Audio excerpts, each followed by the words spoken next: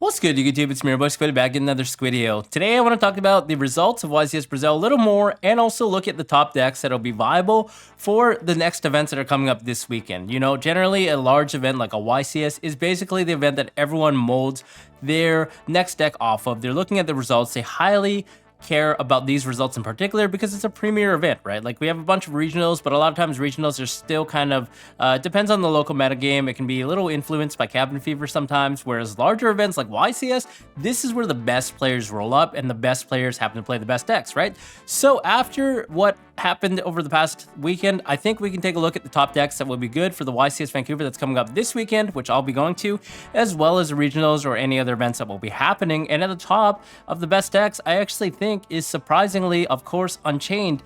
This is a deck that proved itself very, very much in the top 16 in YCS Brazil. There were basically 8 of these decks, which is nuts, and it seemed like a lot of the best players were actually playing this deck in particular because they probably decided that this deck is the most consistent. It might not be the most powerful heads-on, but the boards that it puts up, it's still equally almost as good enough to deal with the rest of the decks in the metagame, as well as being consistent. You can do a lot of different things. You can put up a huge board, you can kind of play conservative, just set up a Nightmare Griffin lock, or you can put up a DDD, which is obviously one of the most annoying cards in the format because he's not even once per turn. So I think if you guys truly want to win and you do want to play a meta deck, you could definitely pick up Unchained. The nice thing about this deck in particular is now that we have a good snapshot of what the metagame actually is, we can start tweaking the deck very easily. The deck doesn't have a lot of restrictions like other decks like KASHTIRA do, so you can easily play things like Phantasme, you can play things like Retaliating Sea, you can play a lot of different cards in order to tailor to the metagame to, number one, beat the other decks in the meta, like the Unchained Mirror Match,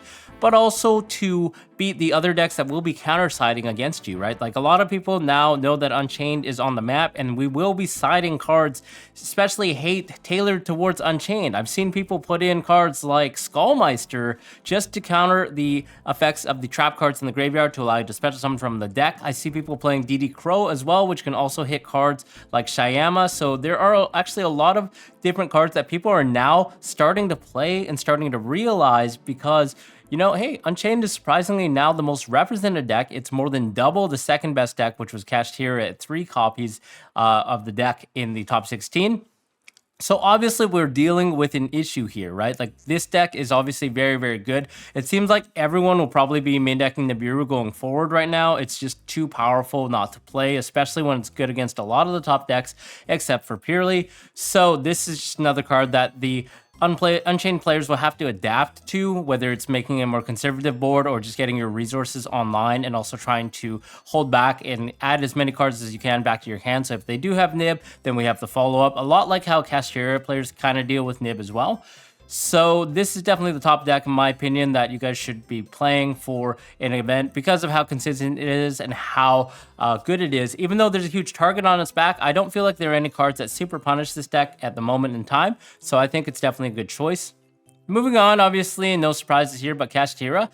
I know this deck kind of fell out of favor, but even though it doesn't have a great matchup against decks like Unchained because they still get the effects when the cards are banished, obviously Riseheart is still a lot for the Unchained deck to deal with, but KASHTIRA kind of struggles against them going second because they're setting up a lot of 1-for-1 removals, 1-for-1 trades in the Unchained Soul of Rage and also their Escape of the Unchained Trap. So it makes it really hard for you to push through like a KASHTIRA monster, but as a KASHTIRA player, you can adapt a lot of ways by playing cards like Forbidden Lance, obviously, to counter the trap card, which has to destroy 2 cards on the field, so that would prevent it from going off.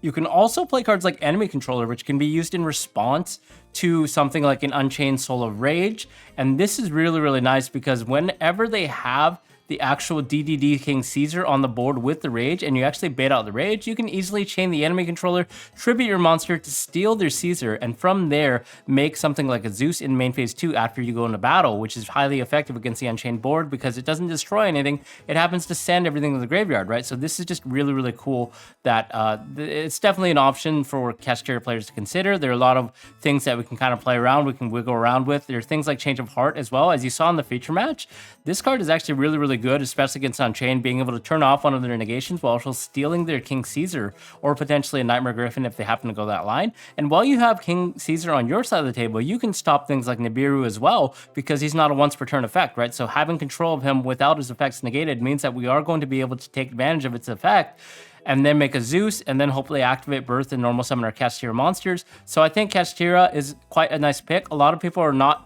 respecting this deck as much. People are starting to disregard KASHTIRA A Rise Heart more and more now that it's falling out of favor, but I think the deck is still very, very powerful, especially in a non-3v3 environment where it's just 1 against 1. This deck could definitely shine a lot more because there's less variance, there's less luck or less things that happen based on the 3v3 team, right? So now having KASHTIRA just as a 1-for-1 deck could definitely mean that it could win the event. So I would definitely be aware of this deck still on the horizon. If you guys aren't too tired of the deck, you could definitely play it as well if you want to win.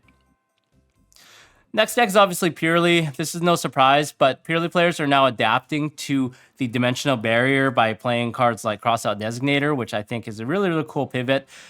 Because, you know, D barrier is like really detrimental to the deck. They can't really play. They're basically skipping the turn, so it's very, very powerful to be able to negate that and continue playing. And obviously, there are a lot of little cool things you can do with the deck, drawing a million cards off of Purrely Sleepy Memory, and neat little niche interactions against decks like Unchained with Purrely Happy Memory. You can actually use this in response to one of their Unchained cards trying to pop one of their face-down cards and protect it from being destroyed by card effects using Happy Memory's intrinsic ability, meaning that they're not going to be able to destroy their own card and they're not going to be able to extend off of it. So it's just really, really cool how it has that built-in kind of protection effect. I know some Runic players were also doing this with Runic Slumber as well. So for all you Runic fans out there, you could definitely make that same kind of play, protecting your opponent's card that they're trying to pop so they do not get the summon out of it. And obviously Purrely just being consistent at what it does best is really, really interesting. I think the deck does struggle a lot against hand traps that target specifically, especially when they do not have access to the field spell. So I think that field spell is a 3 of going forward. Even in Imperm could definitely hurt on a Purrely trade when they use a quick play spell card to summon from the deck and discard something, because it's effectively a 2-for-1, right? So that being said, I still think the deck is definitely top 3 because of what it can do, because of the sheer power level, and we haven't really lost anything out of the deck. As long as Sleepy Memory is at 3, I think the deck will definitely do a lot of damage in the metagame. Next, I want to quickly talk about a deck that was seeing a lot of success in regionals and marginal success at YCS Brazil, and that's actually the Chimera deck. But unfortunately, after the results from this weekend, I actually think this deck will struggle a lot because it has an abysmal Unchained matchup against Unchained cards where everything gets an effect from being popped. Unfortunately, Chimera doesn't have a lot of removal aside from anything that destroys, right? We're banking on things like Guardian Chimera to resolve in order to pop things, which makes it really hard when we cannot actually use our ace monster to pop our opponent's cards because they're going to be profiting more than we will be. So we kind of have to rely on odd cards like Dragostapelia, and it makes it even harder when the Unchained player is good and they put everything in defense mode, so we actually can't even OTK with the Chimera the Illusion Beast, which is typically the main way for a Chimera player to actually win against the Unchained. Trust me, guys, this matchup is actually terrible. So you have to steal games by using the Chimera the Illusion Beast in order to steal that win. So I don't think this deck is as good as it previously was. I'm not sure if I would consider it for the event. I'm still kind of on the fence right now about playing it or not, but it just has a lot of flaws against the Unchained deck in particular because everything happens to be destruction removal. But that being said, we can also adapt by playing things like KASHTIRA Fenrir. You saw in YCS Brazil, a lot of people were playing Fenrir in all of their decks, like Purrely, Unchained. They were playing this card in basically every deck because of the fact that it has so much application against the current metagame. Being able to play under powerful blanket effects like potentially Drone Lockbird or Dimensional Barrier, which is the main offender, and being able to resolve the effect to remove something, being able to remove continuous spell cards as well. So my friend Purrely, the Purrely field spell card, is really, really cool, and allowing you to replenish advantage in our hand for discarding effects like the Purrely spells is just really, really good, especially in this format. So this is definitely a card that we can play in the Chimera deck. But that being said, if you guys got this far in the video, I don't think the Chimera is still in the top ranks of the decks. I think it's fallen out of favor from tier 1 just because the existence of Unchained, and until this deck can actually adapt a way to beat that deck consistently, I don't think it's as good right now.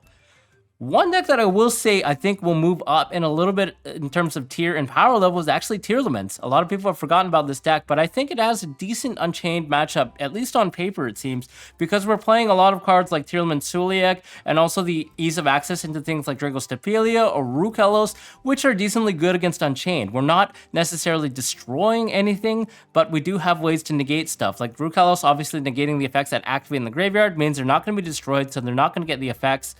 And being being able to mill crazy cards like the shufflers to shuffle back whatever is in our wake, I think is just such a cool utility in the metagame right now. It's very, very powerful against a lot of the decks. Even like cards like Shayama, when they're in the graveyard, being able to shuffle that back can turn them off. Backbreaking because they're not going to be able to access their High Caesar, and it's made really possible to play on your opponent's turn by using things like TEARLAMENTS KASHTIRA. So I think this deck is definitely something that we can consider. Unfortunately, it does fall a little victim to things like RNG, having to mill the exact cards that we need. Sometimes when you don't mill names or King of the Swamp or Agitos, it can be very hard to win because this deck is a little bit RNG reliant, and traditionally it does rely on milling good in order to play, especially now that all the names are at 1. So that's just something that you would have to take risk of if you're going into like a 10+ round event. But that being said, I think the deck actually has a lot of leeway right now, especially now that people are dropping KASHTIRA, and KASHTIRA A-Rise Hearts are nowhere to really be seen. So TEARLAMENTS could actually be something that comes out of the shadow. The deck does not play much non-engine, unfortunately, because you just have such a big core engine, but perhaps this is an opportunity to innovate a little bit on tier. Is it possible to maybe play more than 40? I'm not sure, because we do want to mill good cards, but this might be the chance to kind of test it out and experiment and see where tiers lie in the metagame, because I think they are actually an underdog right now, given that they have a decent matchup against Unchained and have the utility to actually play on par with the Unchained board, either through it or against it.